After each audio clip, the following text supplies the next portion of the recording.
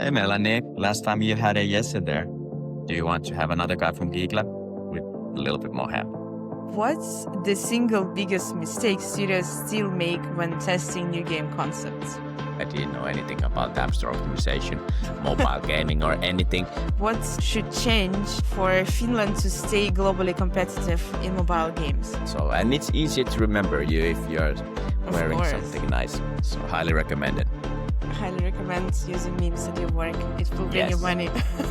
Yes, exactly. Memes to money. Memes to money. Our today's guest is Jani, the co-founder of Geeklab. And if you love exclusive interviews, please like, subscribe, and share to help me bring you even more great content. And also from now on, you can find me on Spotify. Search for Game Biz Heroes podcast and follow for all the latest episodes. Let's chat with Jani. My name is Jani, and I work at the Geeklab. I'm one of the founders and COO, so I usually say the most boring position in the company. I don't know, maybe it is, but yeah, we do ASO, concept validation, and then user acquisition. So started with ASO and now being moving towards UA and mostly work with the mobile gaming companies, but also nowadays a little bit more with the app companies. That's in a nutshell. Interesting. And you've made a mark as a co-founder of Geeklab, but how did your journey in the gaming industry begin? Yeah, that's kind of funny story. Or I don't know, is it funny, but I ended up in here. It wasn't in my plans. I didn't know anything about the mobile gaming or the industry at all. So we had with Jesse, another company years ago, clothing company or fashion brand here in Finland. And that was kind of our starting point, that we knew that we want to also find a company that is having some more potential than the clothing company. We knew that the clothing company is something that is not easy to build to like a big level. So we bounced back and forth ideas all the time. And yes, he used to work back then at Rovio. So then he got the idea of the ASO tool. And then he called me like, okay, now I have the idea. Obviously, I didn't know anything about the App Store optimization, mobile gaming or anything. I was a gamer, but definitely not mobile gamer. And he explained me, okay, what is the idea, what the App Store optimization is. And I was like, yeah, that makes sense. So I need to start to study. And that's basically how it started maybe 6 years ago. And then I started to just learn about the mobile marketing. It was a little bit easier because yes, we're already at the industry and knew a lot of people. So it was easier to learn. But yeah, that's how I ended up in this situation. And then now I think I start to learn a little bit during these 7 years. But fashion's still in your heart. Yeah, You're now combining these two industries. I try to still keep it somewhere. But yeah, the classic saying, fashion is my passion.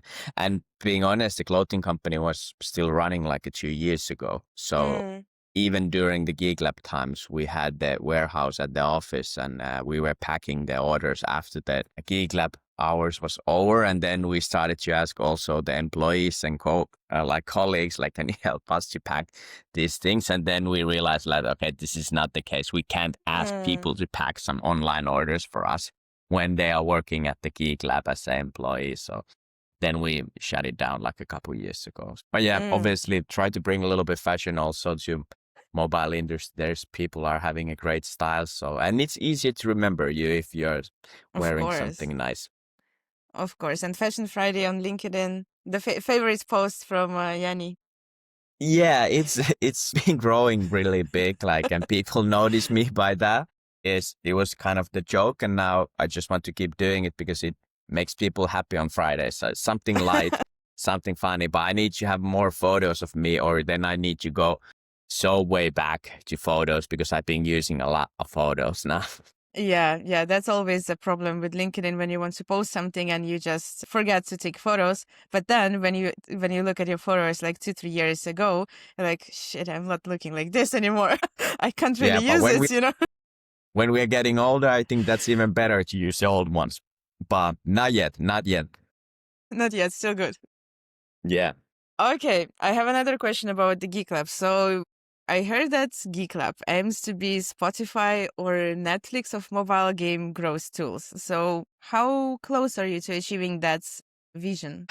Being honest, that was kind of the earlier days. That was like the aiming where we were aiming because we were heavily focused on subscription model on the ASO side, like having a subscription. And our goal was to something super easy to use so people can just subscribe and start to use it. And every single team needs our tool. And we try to make that for the users, like things simple and easy. And that what we have mentioned a couple times about wanting to be like a Netflix or Spotify for growth tools and specifically in the mobile marketing. But then during the years, we founded the company over 6 years ago. So things been changing a lot because now mobile marketing is a little bit different. We are moving towards UA also, where the business model is a little bit different. But I think we've been doing great job with having a easy tool, like where it's easy access, lots of clients are using. So yeah, really far away from being Netflix for the industry, but definitely going to right direction. But now the goals are maybe a little bit different with that because so many things have happened and we also need the agency side on top of the tool. But still the tool is always our like biggest focus. We want that tool is easy to use. People likes to use it. It's really valuable and it's made for the users. And then everything else like consulting or having the agency on side, that's kind of the extra thing. So still focusing on that. But yeah, far, far away from being Netflix, but I'm going maybe right direction. Going in the right direction. That's the main point, of course. Yes, absolutely. You've helped top studios iterate on ASO and concept validation, but what's the single biggest mistake studios still make when testing new game concepts? Not to test it. Really? Easy answer. It's still, unfortunately, when we're talking about concept validation, people hesitate to test things like too early. And I have this saying that when you are proud of the product, you are already late on testing like phase. Because then when you test the game or the concept of the game and you start to already be proud of the game, how it looks, the graphics, art style, characters, and those kind of things, and then you test it out something. If you find that something that you have choose already is not working, like let's say the art style is not maybe the best solution or the characters or the theme of the game or whatever, it's not easy anymore to change it because you have spent money and resources and time, and also you are proud of that product. So the biggest mistake is usually that you don't test or then you test too late.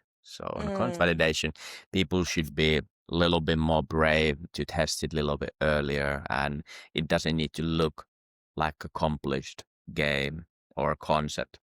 The idea is to get KPIs and the direction which way to go. Should you go to this art style or that art style or this theme or this gameplay or these core mechanisms? So yeah, people don't test early enough. Maybe biggest mistake that happens. And I think be ready to cut something that is not working, even if you love it. Yes, that's something that you definitely need to do, or you don't need to do it. This is also like one thing that I'm mentioning pretty often is that if you don't know which one is the best based on the data, that's kind of the baddest situation. It doesn't matter if you choose your favorite. That's fully fine, even if the data is not matching, because I also trust like instinct and the human power and human creativity. Do that decision, but you need to know what are those numbers, what are those KPIs, and what decision you are doing. That's fully fine. But if you don't do it and you just make the decision based on nothing, then that's a little bit different. But yeah, you also need to kill sometimes your idea if you want to get better KPIs. Yeah, yeah. And what's the wildest optimization experiment you've ever seen deliver unexpected results? Expected results is something that it's hard to say. There's a couple on the UA side because nowadays there is the most common way to build like a ad is that you have some kind of hook in the video start, then there's the gameplay, and then there's the final words where you can download the game.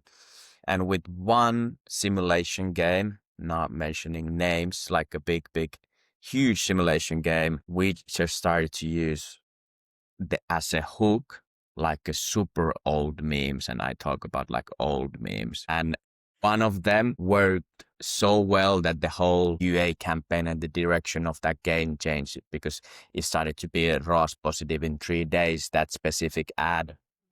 Because with the audience lab, we are able to track those kind of things. So we're heavily focused like which ad is performing and how. And that kind of changed everything with that game. And then they were able to maximize and multiply the UA budget. But for me, it was super weird because the meme was really like old. We talk about like 7, 8 years old meme. It's not good on my point of view. It's even slightly connected to that game, but it worked. So yeah, those kind of things. Then also on optimization or content validation side is when you see that somebody is starting everything from just idea. So there's no single line of code, and you start to concept validate like them. What kind of game we want to do, what art style, what kind of character. You test everything, and then the end result is the ready-made game.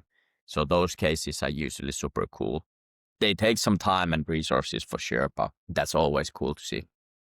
I think to use an old meme is better than these ads, which shows you a gameplay that is totally not connected to the real game. And when you download it, you're playing for 5 minutes and then it's not that game that I saw in the ad. So I think it's better to use some memes because people will not expect that they will see it in a game. It's just some fun thing to catch your attention rather than, use that Absolutely. hook. Yeah, that's something that now people are talking or we have been talking a long time, like the fake ads and everything. And I was visiting, it's been a while, but with 2.5 gamers, and we talk about the fake ads. So yeah, it's different world, definitely. But I didn't expect that specific meme are working that well in a hook, but it works. So highly recommended. Highly recommend using memes at your work. It will bring you money. Yes, exactly. Memes to money. Memes to money.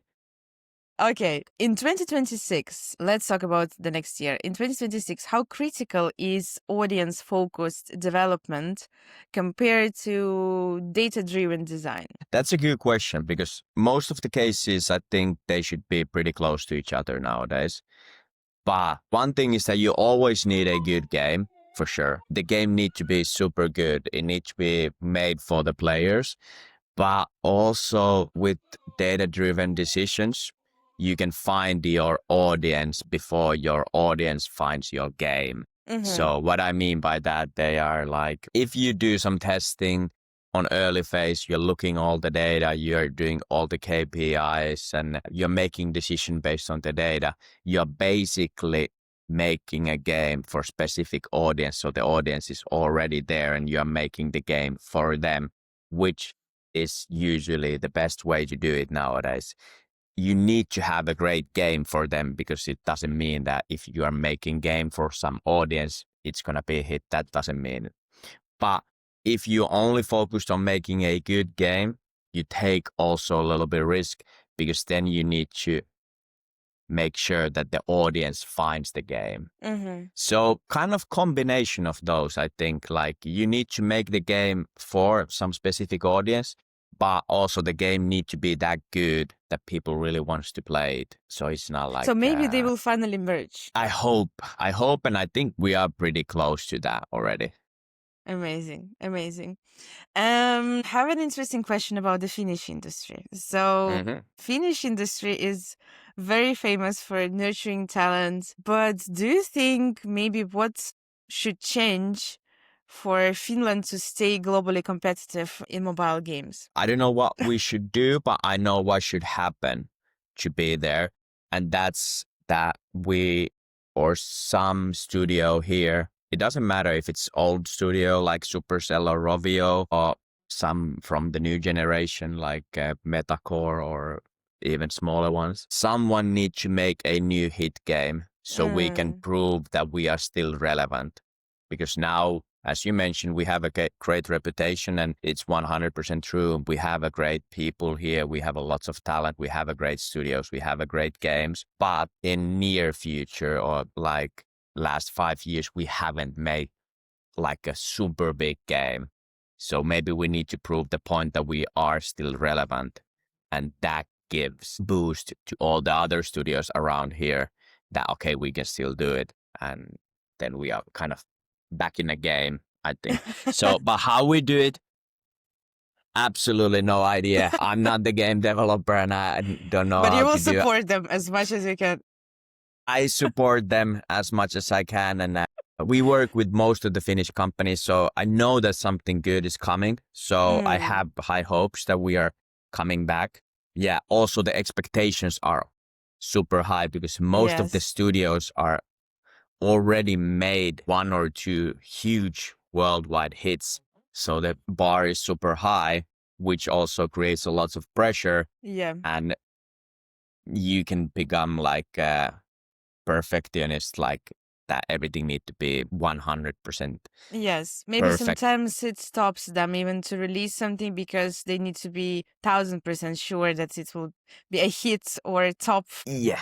you know, not just any games. Yeah. It needs But to be like a $1 billion game, and that's not easy to do. So I hope that now we don't have that big pressure anymore. So it gives a little bit room for creativity. And then that gives a chance to make a new hit game, and that gives everyone a little bit courage to do more good games. And what are the biggest shifts or trends in mobile gaming you expect next year and the end of this year, next year? On my side, obviously, with our new tool, the Audience Lab, that which we launched last year and now being using more and more studios are using it, which is heavily focused on creative level data in UA. So using that as an advantage, creative level data and creative level decisions and optimizing on the UA level is one thing that I'm looking for in my business point of view. But one thing that I'm expecting and maybe hoping to see next year would be some kind of new category for the gaming. Like, obviously, I know that it's not possible anymore, like to create fully something new, but something that we haven't maybe not seen yet, combining something that, okay, this is cool. This is something that we haven't had ever. So maybe that's something that I'm expecting to see next year. Interesting. Okay. And with writing tools and automation, where do human creativity and instinct still trump advanced AI algorithms? On my point of view, as I mentioned earlier, instincts and those kind of decisions that you made, how you feel or how somebody can feel, or creating something that it's haven't been ever created. So those are the things that where we need human power or human brains to create something that creates feelings and are something unexpected, because usually we as a humans, we need something in our lives. It doesn't matter if it's TV series or movie or game or relationship or something like that. We need something that it's unexpected at some point. And that's something that with AI, it's not yet. It's not, you're not able to create something unexpected that kind of makes also sense for us, because we humans, we have the feelings, we need to react to something. So that's what we need in a game. We need in a marketing. We can use it as a tool and helping hand, like we are using it a lot. You can make things much faster and easier. You can create things, but you need human brains for creativity and even like, as I mentioned, something unexpected. That's something that we need, and that's hard to create with AI. And the last question is connected to Geeklab and your fashion brand that I have in mind for today. I'm curious, how do maybe lessons or some experience from that entrepreneurship with clothing fashion feedback into leadership in gaming? Did it help you somehow? Are there any similarities maybe? Basically, how it helped was that learning how to run the business. That's basically, on my point of view, the only thing, because running a business is one thing. And usually when you start your first company, at the same time, you're learning how to run company. And then at the same time, you start to build your company and also learning to be leader or like creating your own services or tools. So you are learning two things at the same time. I think our advantage with Jesse was that we already have a company. So we learned the basic and did the basic mistakes with that company. Obviously, we have done million mistakes with the Geeklab, but and still counting. But we didn't need to do those in the first place, and we were able to focus to make the business better. So maybe that was the thing. And also, like you should remember that I also for myself that I have been almost now a decade entrepreneur. So it's been already a long time because we started it pretty early, the clothing company, and then started with the Geeklab. So yeah, the basic learning of like how to be an entrepreneur and how to run a company was maybe the biggest learning. Nothing else, I think. And also we still have a lots of cool clothes at the office for the people. So maybe that's also one benefit. Of course, yeah. And I have an interesting question for you. If you could instantly master one new market, I don't know, China, Brazil, anything, which one would you pick for your next launch? China, Asia, easy. I was just in China Joy a month ago. First Exactly, yeah. time, yeah, first time in China. Yeah, it's a market that we would like to go. We have some clients there, but it's so different world, Yeah. and you need so much experience. From there, you need to have a respect and knowledge and those kind of things. So yeah, if I could go in any market like this, yeah, definitely Asia. Okay. And what's your surprisingly or not guilty pleasure that most people don't know? I don't know, like, because I'm super open usually with everything, like all the weird things that I'm doing. So I don't know, like, is anything guilty pleasure, or I don't have it in my mind right now. But I think one thing that I'm also saying a lot, but people don't usually believe me, so I can say that it's my guilty pleasure, is I'm super lazy. I'm super lazy person as and everybody's reacting the same way, but I need to explain it that that's why I'm working so hard so I can be lazy. So maybe my guilty pleasure is to be lazy and not do anything when I have the chance, or then I can change it to my secret superpower, which is sleeping. And related to guilty pleasure is that not that many, only people at the office knows that, but I'm sleeping at the office pretty often. Maybe daily basis, I'm taking a nap on my chair. That's why you had that curtain behind you, so you can switch the chairs and pretend that you're working. Yes. Amazing, amazing. But I have a saying in my mind. You're working now. You're working hard now, so you can be lazy when when you're old or in 10 Yes. years. Lazy 100%. Amazing. That's what will keep me motivated to work. I understand you. Yes, exactly. And another thing that I had in my mind to ask you, what's keep you motivated? So the idea that one day we can be lazy 100%. Yeah, I need to say that that's maybe the only thing that is like keeping me right now to motivated is to, because I told when I was in a high school, like early high school, like when I was 15 years old, I told everyone that I'm not gonna work when I'm 30. I'm already 30 and I'm still here working, so I'm a little bit late on my schedule. But that was kind of the mentality all the time. I knew that I don't want to work like my whole life. I don't like to work. That's also that people don't know and people don't trust when I'm saying it. But I'm not a huge fan of working. But I decided that I will work so much and do things as so good as I ever can to be at some point on the level that I don't need to work. because of money. I will keep working and doing things, but I don't need to do it because of money. And that's been always my goal. So kind of that's the motivation, because I have been spending now 15 years of working so hard, so I can't stop. So maybe that keeps me motivated. Good plans, good plans. Everything will be fine. Give yourself a couple more years and you'll match the goals of a young guy. Thank you. Okay. What's it's interested for me to know, what's maybe one thing that you tried, one bold thing or experiment or startup idea, one bold thing that you tried that totally flopped, it didn't work out, but that taught you a lot of lessons? I also need to mention that I tried to think about things that have like really, really flopped. And I don't have those kind of things. One is probably because I'm too stupid to stop. So I don't let it flop. I do whatever I can to make it happen. So I haven't done like a single, like a big flop or like where I'm putting so much effort. Mistakes here and there, wrong decisions, 100%, like in many times, and like still counting, doing daily basis mistakes all the time.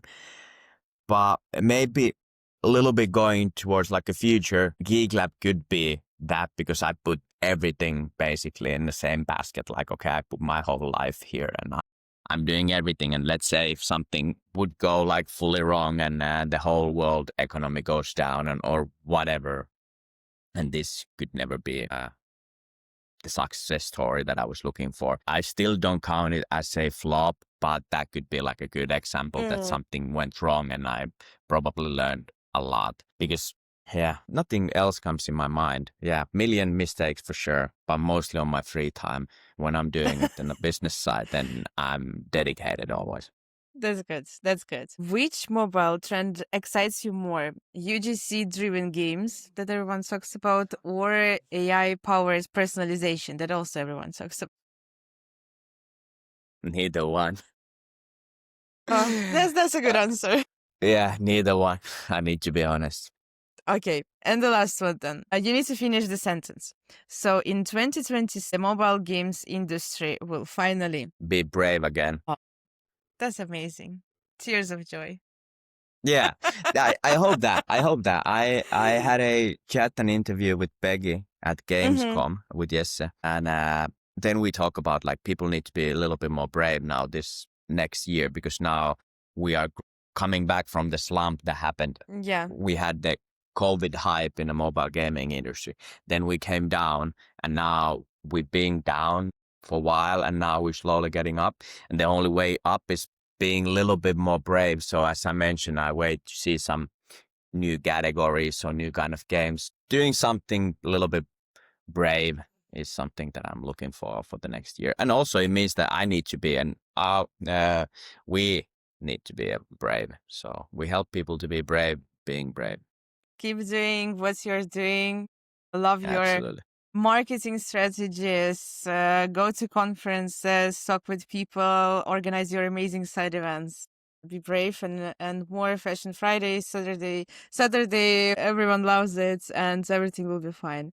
That's everything from my side. Thank you so much, Jani. It was lovely seeing you, seeing an interesting stories. Thank you so much again. I wish you have a good sleep today. I will definitely have a good sleep today, and thank you for having me. Always a pleasure to have a chat with you. But I'm gonna have a good sleep. Thanks for listening to this episode. Please like and subscribe here and follow the Game Biz Heroes podcast on Spotify to stay connected and never miss an episode. See you next time.